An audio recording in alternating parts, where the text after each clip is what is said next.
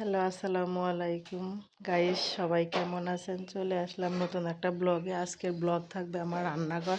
শুধু রান্নাঘরে নাই, দেখেন কি পরিমাণ আলু। এগুলো আলু কিভাবে পরিষ্কার করতে হয় এবং সাথে লেগে কত ধরনের আলু যে কিভাবে রাখতে হয়, দেখেন অনেক ধরনের আলু। শুধু আলুর কাজ না, তার সাথে রান্না।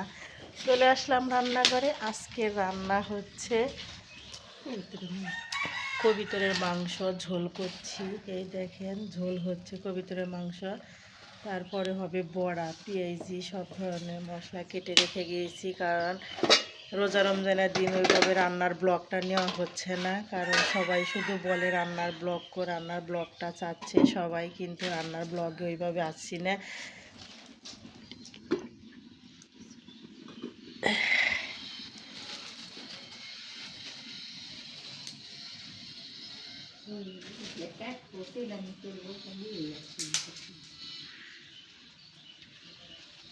গ্রামের বাড়ি সবসময় একটু এলোমেলোই থাকে, অগোছানো থাকে। এখন কাজ চলতেছে।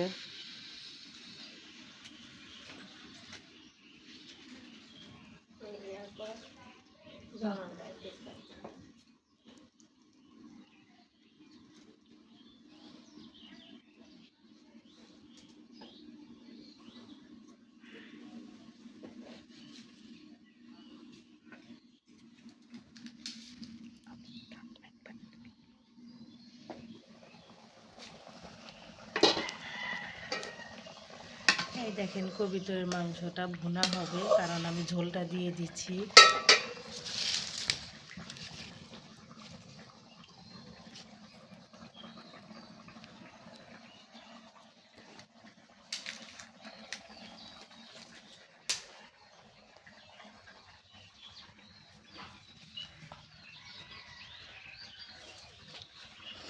গ্রামের পাশে বসে বসে রান্না করা আর এরকম প্রকৃতির দৃশ্য দেখতে কার না ভালো লাগে বলেন? আমার তো অনেক অনেক ভালো লাগে।